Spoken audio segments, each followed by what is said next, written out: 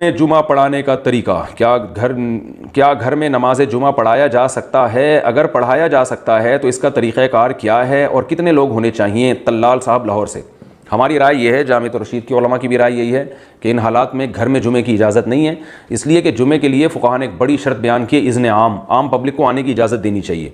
अगर जब बाज़ उलमा का ये बयान आया है कि वो जो इज़्न आम की फ़ुक़हा ने हुक्म बयान किया है वो जब किसी मजबूरी से ना रोका जाए, तो अगर कोई किसी मजबूरी से लोगों को रोक रहा है तो फिर वो शर्त की मुखालफत से जुमा जायज़ हो जाएगा। तो घर में चूँकि महदूद जगह होती है इसलिए रोका जाता है, तो इसलिए उसमें जुमा जायज़ होगा। लेकिन ये हमारे राय में ये दलील सही नहीं है, इसलिए कि फ़ुक़हा ने तो अल तलाक़ एक चीज़ बयान की है और ज़ाहिर है रोका जो लोगों को जाएगा तो कोई ना कोई वजह तो होगी ना, बिला वजह तो कोई भी नहीं किसी को रोक सकता। तो घरों में क्योंकि इज़्न आम नहीं होता इसलिए भी उसमें जुमा जायज़ नहीं है।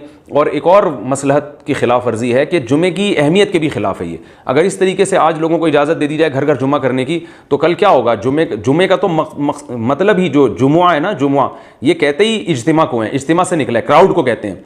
तो अगर इस तरह से लोगों को इजाज़त दे दी जाए तो फिर नतीजा ये निकलेगा कि जुमे की वैल्यू ख़त्म हो जाएगी इस्लाम में। जो क्राउड और इज्तिमा जो मकसद था वो सारा ख़त्म हो जाएगा। और फिर कल यही होगा कि आज मस्जिद में ज़रा लेट हो गया हूँ तो चलो बेगम पीछे खड़ी हो जाओ, दो चार महल्ले के और लोग चलो इधर ही जुमा पढ़ लेते हैं, हर जगह जुमा हो रहा होगा। तो ये मसलहत के भी खिलाफ है। तो मैं जो ये बात कह रहा हूँ ये हज़रत मुफ्ती तकी उस्मानी साहब की राय भी यही है और उन्होंने इसी पर बात की है कि हम घरों में आजकल जो लॉकडाउन की वजह से मस्जिदों में जो गवर्नमेंट ने जुमे को महदूद कर दिया, तो वो इसकी बेस पर हम घरों में लोगों को जुमा पढ़ने की इजाज़त नहीं दे सकते।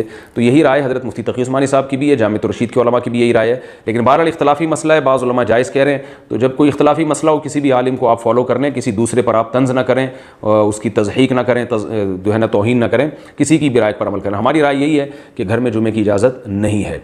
हाँ, एक इश्काल होगा कि फिर मस्जिद में भी तो इज़्न आम नहीं है कि हुकूमत ने कहा है कि 5-6 आदमियों से ज़्यादा ना हो मस्जिद में। तो ये अगरचे इज़्न आम नहीं है, लेकिन वो गवर्नमेंट ने चूँकि फ़ैसला किया है कि मस्जिदों में जुमा होगा, तो जो शर्त इज्तिहादी होती है ना वो गवर्नमेंट के यानी इज़्न सुल्तान की वजह से वो शर्त फिर कलअदम हो जाती है। तो क्योंकि गवर्नमेंट का फ़ैसला है तो गवर्नमेंट के फ़ैसले की वजह से मस्जिद में जुमे की इजाज़त होगी। ये एक फ़िक़ही बारीकियाँ हैं जो आम लोग नहीं समझते।